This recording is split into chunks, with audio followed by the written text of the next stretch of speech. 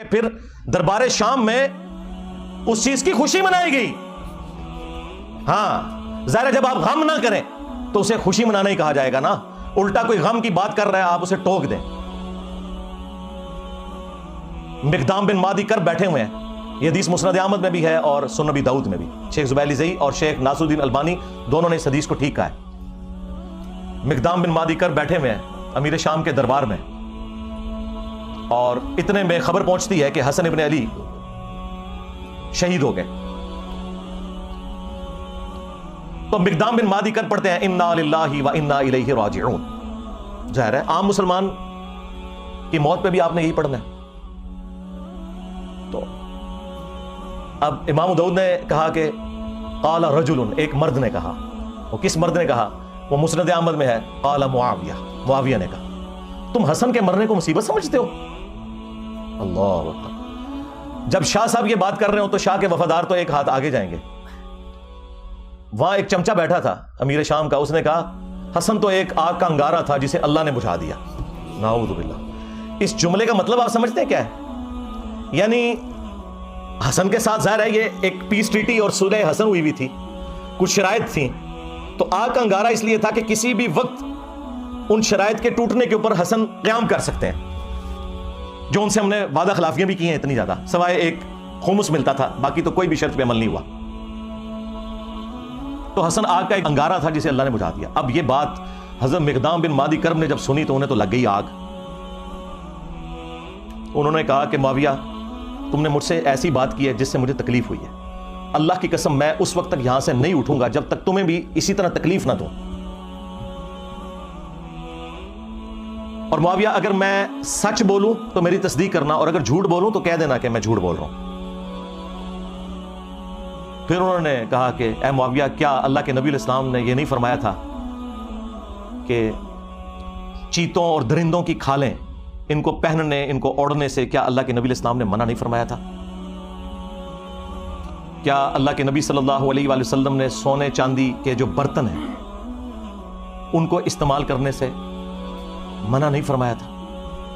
اب وہ جو حرمت والی چیزیں وہ گنواتے چلے گئے اور حضرت معاویہ تصدیق کرتے چلے گئے. اور اینڈ پہ بتا انہوں نے کیا بولا؟ انہوں نے کہا یہ سارے حرام کام تیرے گھر میں ہو رہے ہیں. ٹھیک ہے, یعنی تیرے اپنے گھر کی حالت یہ ہے اور تو حسن بن علی کے بارے میں بات کر رہا ہے.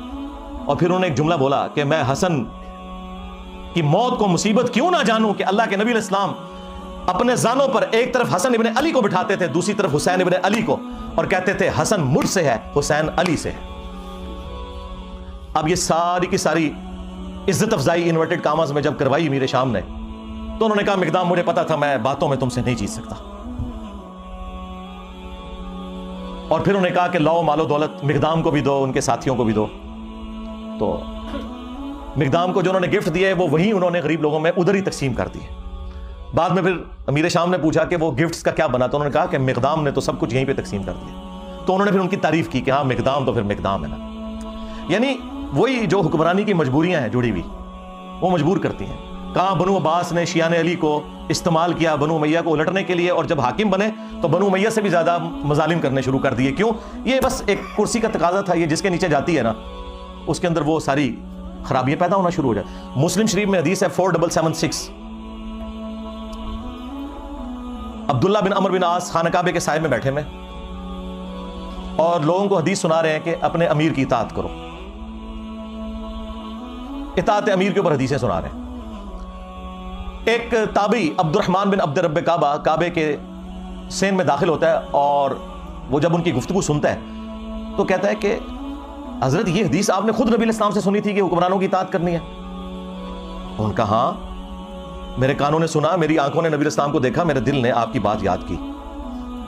آگے تو اس نے ایسی بات کر دی کہ وہ ایکسپیکٹ نہیں کر رہے تھے. انہوں نے کہا آپ تو ہمیں کہہ رہے ہیں کہ امیر کی اطاعت کرو, اور آپ کے چچا کا لڑکا معاویہ ابن ابی سفیان جو ہمارا حکمران ہے وہ تو ہمیں حکم دیتا ہے کہ ہم لوگوں کو ناحق قتل کریں اور حرام طریقے سے ان کا مال ہڑپ کریں, جبکہ قرآن میں اللہ تعالیٰ فرماتا ہے سورہ النساء کی آیت نمبر 29 تابعی نے کوٹ کر دی کہ ایک دوسرے کا مال ناحق طریقے سے ہڑپ مت کرو اور ایک دوسرے کو قتل نہ کرو. اب آپ ہمیں بتائیں کہ ہم اللہ کی بات مانیں یا اپنے حکمران کی بات مانیں, معاویہ بن ابی سفیان کی. اب عبداللہ بن عمر بن عاص تھوڑی دیر کے لیے خاموش ہو گئے. پھر انہیں سر اٹھا کر کہا کہ آندھا سے انجینئر کو نہیں دیکھنا. یہ نہیں کہا، میں جوک کے طور پہ کہہ رہا ہوں.